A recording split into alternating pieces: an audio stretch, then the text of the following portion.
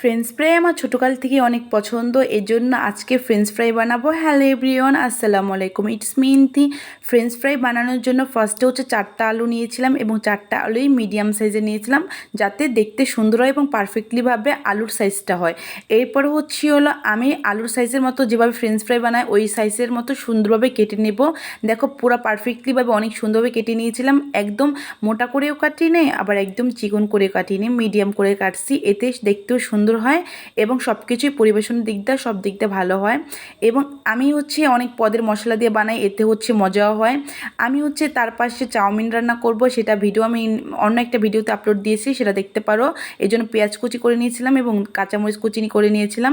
দেন এরপরে যে আলুগুলো কাটছিলাম সেই আলুগুলো সুন্দরভাবে ধুয়ে নেব এবং এতে অনেক কষ থাকে, এই জন্য ভালোভাবে 3 থেকে 4 বার ধোয়া দিয়েছিলাম। এরপরে একটা পাতিলে আলুগুলো সিদ্ধ করে নিব 50% টেন, যাতে কোনো রকমের কোনো বেশি সিদ্ধ না হয়। এরপর একটা ছাঁকনি দিয়ে আলুগুলো সিদ্ধ সেঁকে নিয়েছিলাম।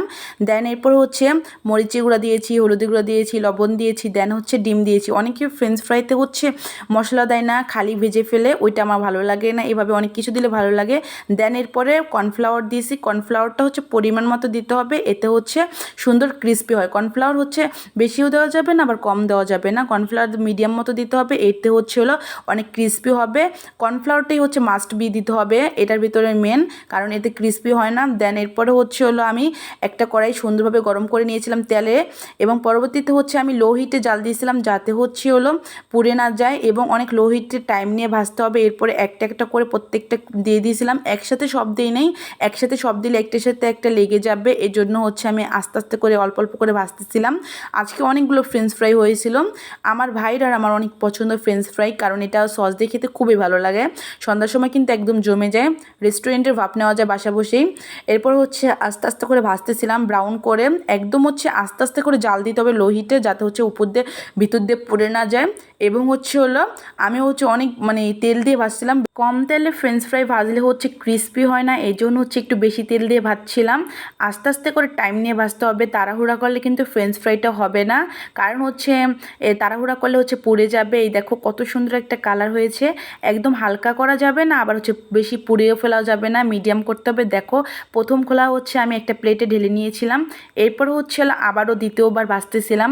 ফ্রেঞ্চ ফ্রাই ভাজতে আমার খুবই ভালো লাগছিল, কিন্তু যখন হাত জড়িয়ে গিয়েছিল একদম মশলা দিয়ে, তখন একদম বিরক্ত লাগছিল, কিন্তু পরবর্তীতে ভাজতে আমার ভালোই লাগছিল। ভাবতেছি একটু রেস্টুরেন্ট দিয়ে দেবো, হাজব্যান্ডের নামে রেস্টুরেন্ট দেবো, নিজে বিক্রি করব, তাহলেই হবে।